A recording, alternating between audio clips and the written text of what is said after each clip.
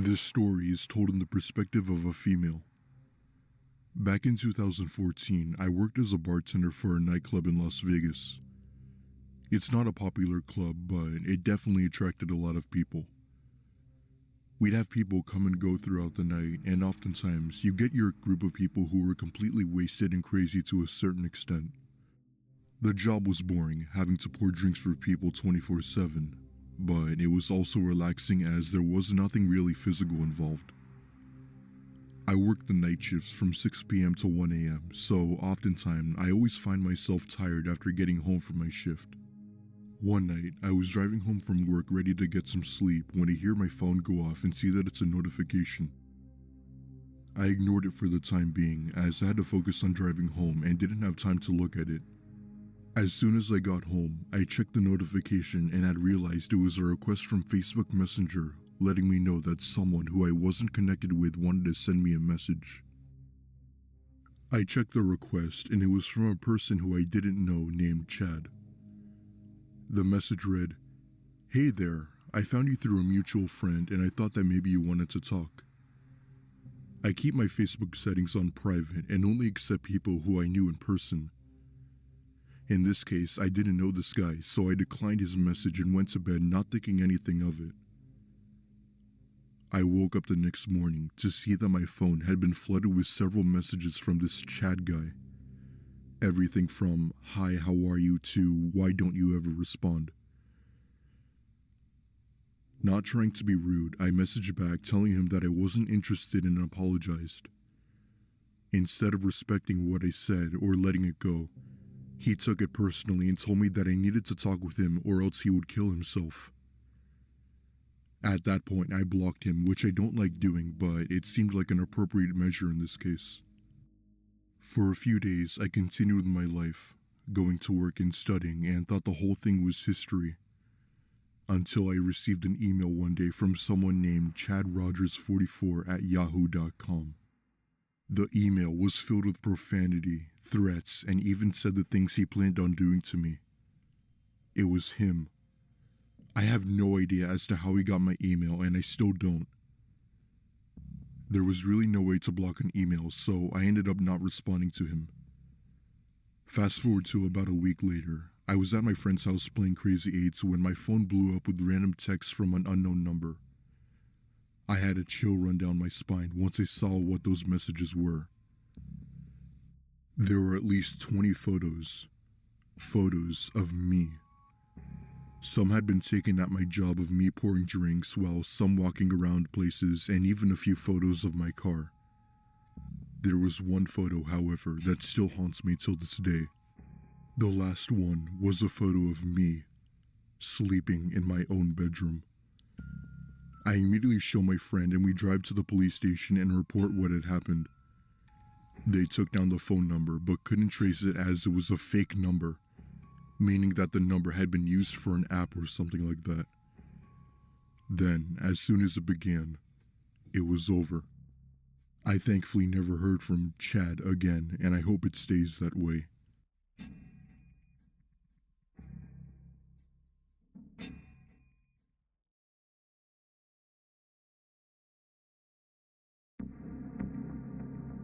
Back in 2006, I was living in Atlanta, Georgia, and I just joined a pretty particular punk band, which mixed a very loud sound with cabaret-like visuals. We never made it big, but our act was appealing enough that it got us the attention of many people. One of them was a strange girl who was always chain-smoking and had a weird aura to herself, and who was always wearing a jacket on her shoulders, meaning her arms were not in sleeves, and who eventually said she wanted to be our manager. She said that she was friends with Slash from Guns N' Roses, and that she had managed a couple of bands when she used to live in New Orleans and whatnot. So we decided to hear her out. Our band was sort of crazy, so drugs were passed around freely in our parties. This girl, she told us her name was Christy something, would provide us with party favors sometimes, would tell us that she was worth $2 million, that she had 5 cars, that she worked in a luxury building, and that she had a huge house somewhere in the suburbs. Thing is, she was always picking cigarette butts up from the street and smoking the filters, like she was a homeless person. Something about her just didn't click particularly with me. She always came to see us in a sort of fancy SUV, so we went along with her stories for the most part.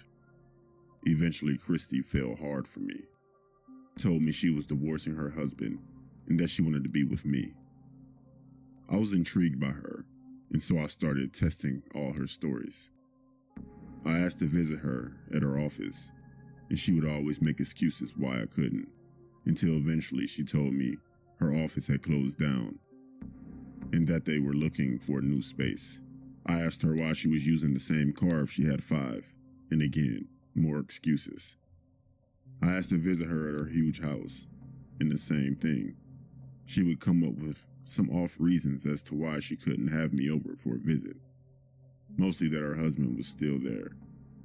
I started to get sick of all her excuses and eventually confronted her. And I thought that she was a big fat liar, honestly. She got desperate, started to make more excuses, and I just told her to get lost. She started calling me every day asking to see me. I would constantly tell her no until one day she showed up at my house around 5 a.m., apparently wasted. She said she had picked up this guy friend of hers to go party, but he was too drunk, and that he was now passed out in the car and she didn't know what to do with him. I looked across the street and I saw no one in her car, and she said it's because the guy was laying down. She eventually started crying, and I felt bad enough for her that I let her come in my living room. It was at this point that she took off her jacket, and for the first time ever, I realized that she was missing her entire left arm. I was already mad about her showing up at my house drunk and all, that I didn't dare ask how that happened. I know this has nothing to do with my story, but it was something that just added to the already weirded out atmosphere. I hung out with her for a while. I gave her coffee. I told her please to never show up at my house like that again, and eventually told her just to drop the guy off at Waffle House and go home. It might not have been the most responsible thing to tell someone in that state to drive, but I just wanted the whole thing to be over. And like I said, I felt that she was acting drunk the whole time, and she seemed okay enough to drive. She eventually left, and that was it for that night. The next day, again, she started stalking me by my phone, to the point I just stopped picking up. I worked early hours and she would call me at 2 or 3 a.m. completely drunk. I eventually got sick of all of it and told her to stay away from me and never call me again.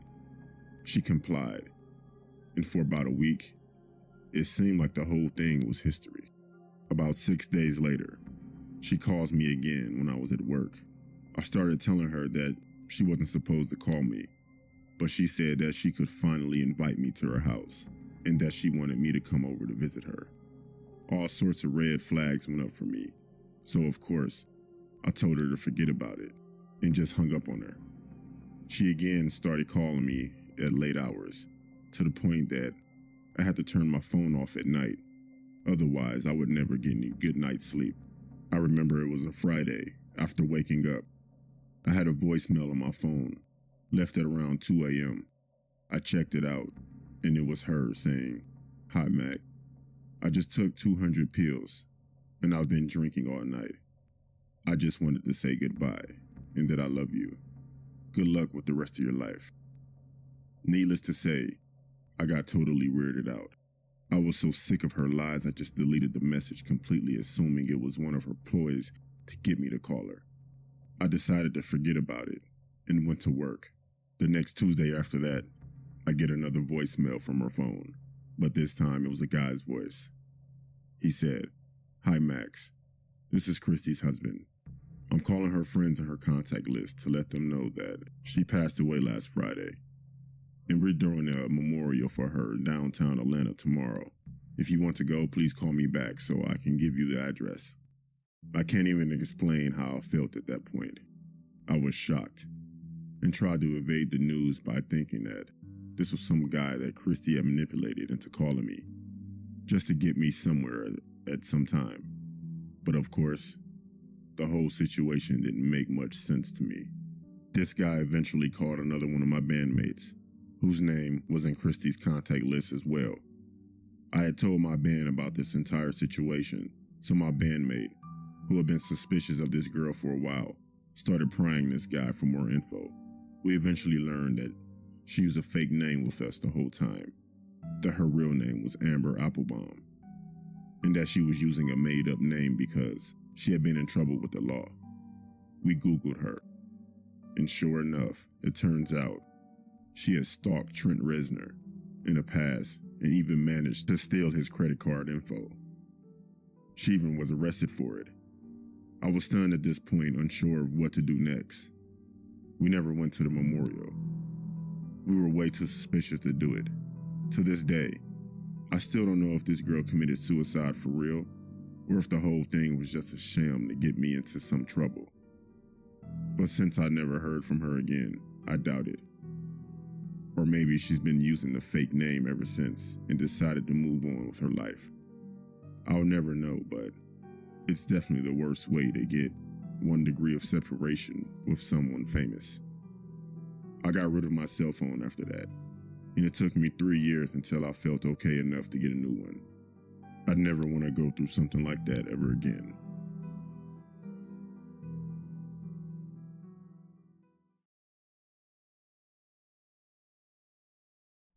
I'm a student assistant at my university's library, meaning I do the actual librarian's job while they scroll through Facebook. It's not uncommon for my supervisors to go to the back room when it's particularly busy and just leave me and another student to handle the sudden onslaught of 30 students. The thing about this library is that it's fully open to those who aren't affiliated with the university. I don't know why, because the town itself has 2 libraries, both are very decent, but whatever. What I'm trying to say is that it's not uncommon to go up to the top floor and see a 50-year-old man with a huge beer gut trying to chat up some college-age girls. The encounter that I'm telling you about happened during a walkthrough. At the end of the night, the supervisor sent the students up to all the floors to tell the stragglers that they have to go home because we're closing soon. A lot of the assistants hated this shift because it could be pretty creepy at times. Usually, 2 assistants would get sent up to do the walkthrough, but this time it was only me. This night, my boss, who was an elderly woman, was the acting supervisor and she wanted this done by the book. That meant a detailed report of each floor over the walkie-talkie, except all of our walkie-talkies have dead batteries because none of the supervisors ever cared to buy new ones. So I'm walking around upstairs with a dead walkie-talkie, making sure everybody knows that we're closing soon, when I see a middle-aged man just sitting at a table, staring at his hands. In a polite manner, I tell him that we're closing soon, and he then nods at me. I could smell the weed on him, which wasn't uncommon. A lot of people from town like to get high in the library, but that's expected if it's open to the public. I think nothing of it and continue my walkthrough, when I suddenly realize that I could hear someone walking behind me, like half sprinting to catch up with me.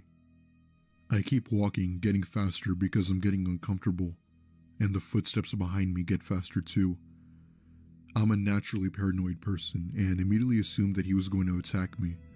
So I decided to take the staircase down instead of the elevator and just start going down as he catches up with me. I just kept moving, but I could feel him practically hovering behind me. Suddenly, he blew some air at my exposed neck and laughed. I didn't look back. I just kept moving. The entire time, he followed me and would sometimes blow air at me or briefly try to make small talk. I could smell beer on his breath. He was so close to me that I was scared he was going to push me down the stairs. When I finally got to the first floor, he just walked away to the entrance and I ran into the back room. I filed a report with my boss. He's been back since, but I've told to just grin and bear it.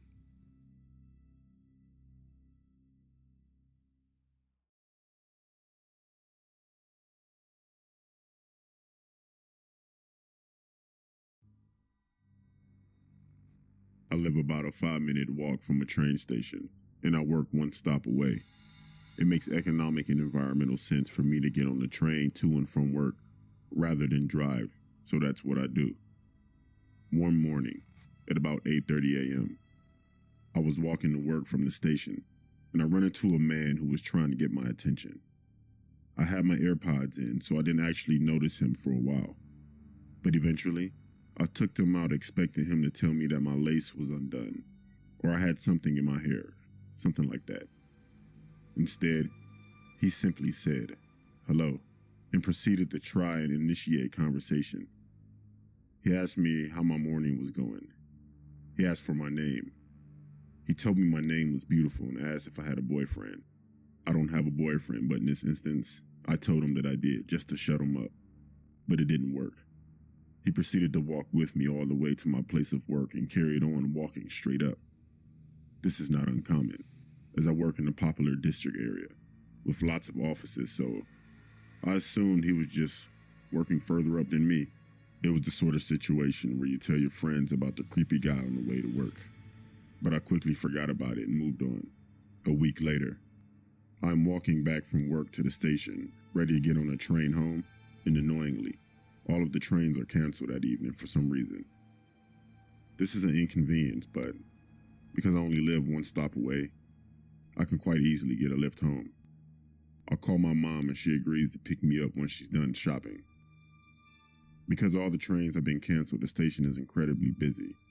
I think upwards of 100 people just sitting around, waiting for rides. Luckily, as soon as I walked in, a seat was available and I sat down. But it was the sort of busy where every seat was taken. Put my AirPods in and just listened to music, wanting to ride this hour out. About 5 minutes later, the person next to me gets up and another person comes and sits down. I don't even look up from my phone because people are just bustling around everywhere, as it is. Another 2 or 3 minutes, I feel a tap on my shoulder, and lo and behold, it's the guy from last week that sat next to me. I fake an uneasy smile, and we chat bluntly for around maybe a minute before I put my headphones back in. The whole time I'm looking down at my phone, and he is shamelessly just staring at me, which is making me so uneasy. After about 40 minutes, he taps me again and asks me how I'm getting home. I tell him my lift will be here any minute and stood up to go wait outside for my mom, and she just told me she's around the corner. This man stands up and says to me, "Oh, okay. I guess I'll go get in my taxi then." I thought he was here all the time waiting for a train. I say to him, "Are you not waiting for a train?" And he straight up turned to me and said, "No, I'm getting a cab. I was just waiting to make sure you get home safe," with the creepiest smile, as if he expected me to be grateful. I walked away and luckily my mom had just pulled up to take me home. I am telling her the whole story of this absolute weirdo. And as I'm telling her, I get a notification on my phone. I look down and my blood literally ran cold. He had sent me a friend request on Facebook. I had only told him my first name, and even then, my name on Facebook is one letter different than my real name. My place of work is not listed on my profile, so he couldn't have found me from that. And even so, why would you add my personal Facebook account? I actually haven't seen him since, and I'm glad that I haven't. I'm hyper aware of my morning commute now and constantly looking out for him. So to my creepy stalker at the train station, let's not meet again.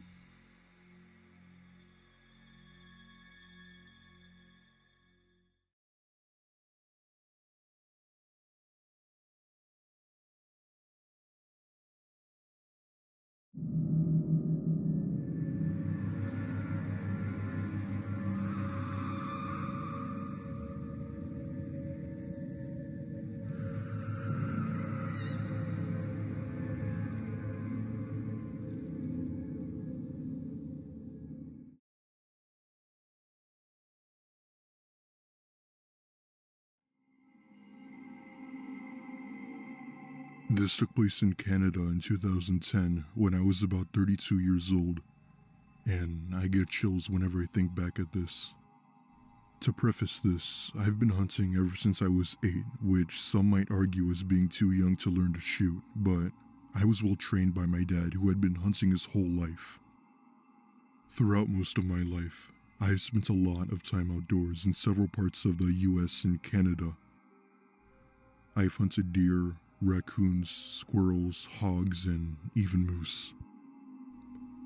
I've never really came across anything strange during my time outdoors, except for a few people offering to sell me drugs. However, there was this one time I stumbled across something that really freaked me out. I was in northern Ontario, and it was mid-September, and hunting season had just begun, which meant big game for the hunters. Even though there were moose around, it was still pretty rare to come across one, so I mainly settled with deer. After hours of looking for game, I continued searching for a new spot when I look ahead of me and notice what appeared to be a structure of some type about 80 yards away. At first, I thought that it could have been an old sugar shack, but I then came to the realization that it was an old cabin as it had a chimney. There were people who lived out here, but this cabin looked like it had been abandoned and run down for years. Being intensively curious, I walked over to it and got out my camera to take a few pictures. The wooden planks of the cabin was almost black from rot and mold. Windows had been smashed open and there were lots of abandoned graffiti. X was here, words relating to death, dates, initials, etc. Anyway, I took a few pictures with my camera and proceeded to go inside. What used to be the front door had been blocked off by some planks, so I ended up going through a window. To my surprise, there was no furniture or even doors, just an old fireplace, and there was no sign of anyone. The only source of light was from the sun peering in from the window frames. This is where shit starts to get crazy.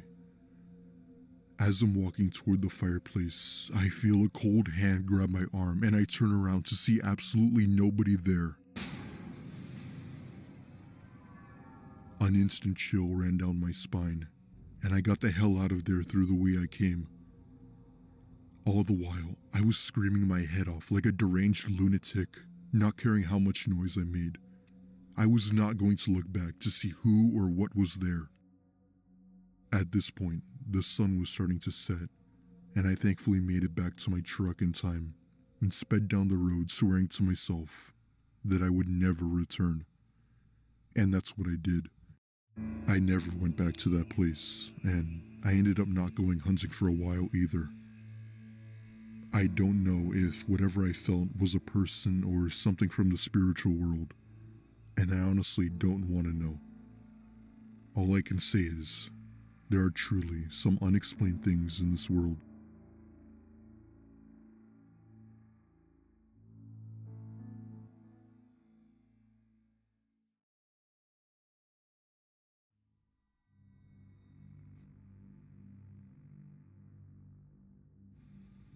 This happened to me when I was in my 40s, and this is one of the strangest and most abnormal experiences I've ever witnessed in my entire adult life.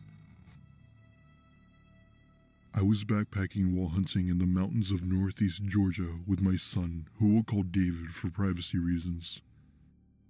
David was 10 at the time, and he had already learned the basics of hunting and firearm use when I taught him.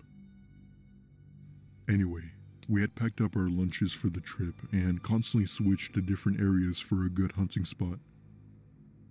The next day, we were still on the hunt and were walking by a stream when I noticed a huge buck grazing on the other side. Probably one of the biggest I've ever seen. It was actually quite rare to see a buck that big, and I motioned for my son to get down so that we won't spook it. I aim my gun at it and shoot. As soon as I did, the deer doesn't even flinch. I look a bit closer and I saw that I shot it in the heart. Blood pours from the wound, but the deer doesn't drop to the ground. Instead, it turns its head and looks at us. And what happens next scared the piss out of me and my son. It stands bolt upright and gets on its hind legs and starts running into the woods on two legs while making this loud screeching noise. My son looks at me with a scared, what the hell type face, and I tell him that we had to move. At this point, I was beyond scared, and I could tell my son was too. I've hunted all types of animals in my life, and I've never once seen an animal present such abnormal behavior. No four-legged animal runs off with their hind legs, that I know for a fact. He was being extra cautious now while gripping his rifle a little tighter than usual. I tell my son to hurry, and we eventually make it back to the truck and leave the area.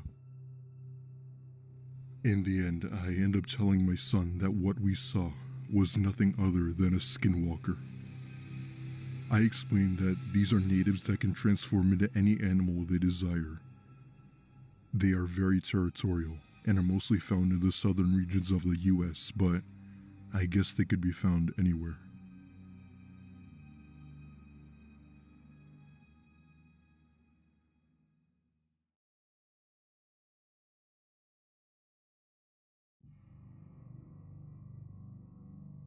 For some context, I'm a 35-year-old male, and I spent a lot, and I mean a lot of time camping, hiking, hunting, fishing, etc. I've done lots of these things throughout most of my life and absolutely loved the outdoors, especially when it came to hunting. Most of the time, I would hunt either deer or elk with my wife, and I haven't come across anything strange until this one day. Let me explain. My wife and I were going hunting in a really large national forest in Cali. It was at least 40,000 acres of land, and this forest was huge, which meant plenty of game for us. We always used this one really cool hidden spot located up on a hill that nobody had ever discovered, as it was very much off the path and far away from locals. It was kind of like our secret go-to place for getting decent kills, as there would sometimes be herds of elk passing through. Now, in order to get to this spot, you would have to hike up this treacherous rocky trail that really puts your legs to work. It was hard at first, but once you get to the top, you could see for miles, and the view is amazing. Anyway, I had been in front of my wife going up the steep path when I looked to my left and noticed what appeared to be a car about 40 feet away, and it looked like it had been there for years. I was perplexed as there are no roads that led here, so seeing a car this deep into the woods was beyond strange. I'd also like to note that we had been to this location 2 weeks prior and hadn't seen this car until now. However, seeing as this was a national forest, we had to report this to the ranger station. My wife and I walk over to the car, and we see that there are a few dusty cardboard boxes inside and a few papers scattered. The car was a 2005 Toyota Camry. My wife and I opened the lids to see as to what contents were in these boxes, and we were shocked to find multiple papers of missing children, some of them even dating back to the 90s. Their names had been printed below their picture, as well as the day they had gone missing. Honestly, it's kind of like what you'd see on the back of a milk carton if you were around back then. As I'm taking a closer look at the papers, I notice at least half of them had the word deceased written across them with what looked to be a marker. What the hell was this? Some sort of psycho kidnappers wanting to hide their victim's fate? Some sick prank pulled by a bunch of obnoxious teens? I didn't know, and I'm not sure I want to. Not knowing what to do, my wife and I immediately called the ranger station as well as the sheriff. Multiple police officers arrived at the scene and had confiscated the papers of the missing victims. Turns out, the car had been stolen 8 years ago, but whoever the thieves were never identified, and I had no idea what they did with the car. Me nor my wife have ever been back to that place ever since, and we don't plan on going anytime soon. Even though we didn't feel like we were in danger, this experience was enough to definitely creep us out for a very long time.